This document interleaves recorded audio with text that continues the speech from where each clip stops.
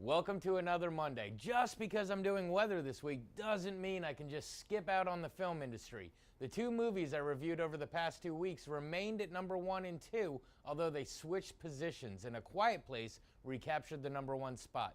Today's review centers around a movie that came in 4th but doubled its expected numbers, arriving 16 or 17 years after the original.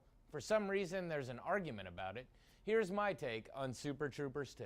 Our film begins with the original 5 bad boys of bad copping getting a second chance after a hinted-at public scandal. As it turns out, some border markers are incorrect and a Canadian town is now becoming a part of Vermont. Our boys are sent up to phase out a group of Mounties and ease the integration of the townspeople into becoming Americans. Needless to say, this does not go over well with either the local authorities or the citizens themselves. After the Mounties prank the troopers, our boys decide to sully their good name by impersonating the local division with their special brand of shenanigans. We get to witness the troopers doing what they do best, but all redone in fresh new ways for the updated sequel. Of course, as they tend to do, they stumble upon a major drug smuggling ring, and after hilariously discovering what drugs they are dealing with, they set about trying to solve and put an end to this criminal empire. As the movie progresses, we are treated to scenarios that could only happen to our favorite group of misfit troopers. We get to see an over-embellishment of both American and Canadian cultures, taking stereotypes to the next level,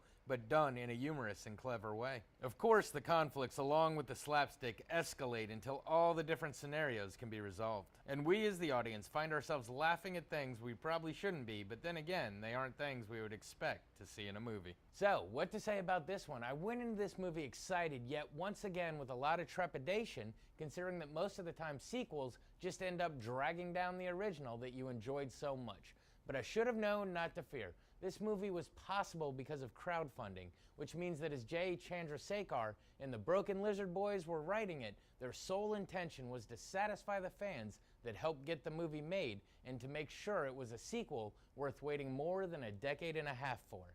I have to be honest, I was scared during the first 30 or so minutes of the film. The exposition felt like it was falling flat, but it quickly picks up after that.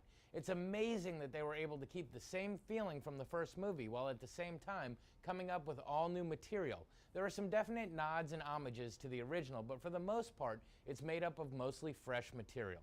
There are probably going to be some complaints that it isn't as funny as the original, which, to be fair, there are some gags that run on for way too long and some of the comedic timing is a little off towards the end.